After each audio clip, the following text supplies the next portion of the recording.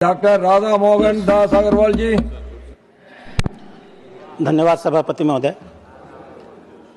इस देश के 3.5 करोड़ लोग विदेशों में जाकर के रहते हैं।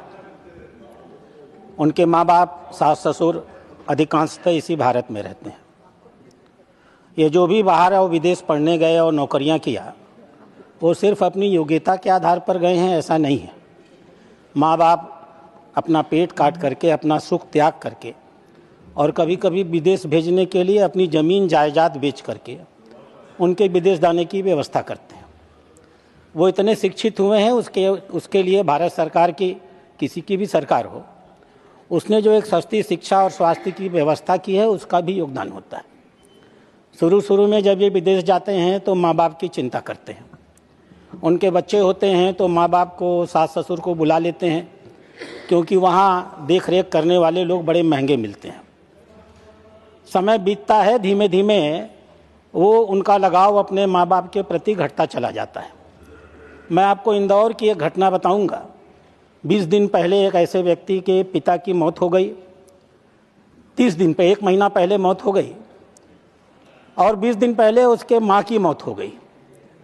दोनों माँ बाप का शरीर सड़ता गया, गलता गया, चमड़ी की तरह पतल करके हड्डी हड्डी हो गया। उनके बच्चे कभी लौट करके उनके पास नहीं आए। दिल्ली में भी ऐसी ही घटना हुई। 24-25 के आंकड़े बताते हैं कि ऐसी तकरीबन 500 घटनाएं इस देश में ऐसी होती हैं जिनके बच्चे विदेश पढ़ते हैं और जीवन के अंतिम काल में उनके जीवन का सारा सुख चला जाता है और पीड़ांतक मौत उनको अकेलेपन में प्राप्त होती है।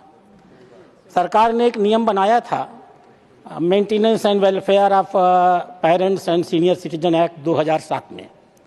यह एक्ट करीब एक दंतहीन एक्ट था।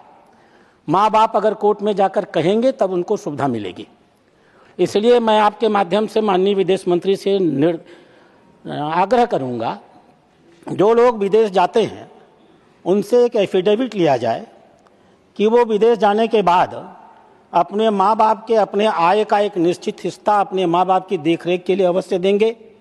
माँ बाप के देखरेख के लिए केयर टेकर की नियुक्ति करेंगे। माँ बाप के हेल्थ इंश्योरेंस का प्राविधान करेंगे और कम से कम हफ्ते में 1 बार अपने माँ बाप से फ़ोन पर बात जरूर करेंगे।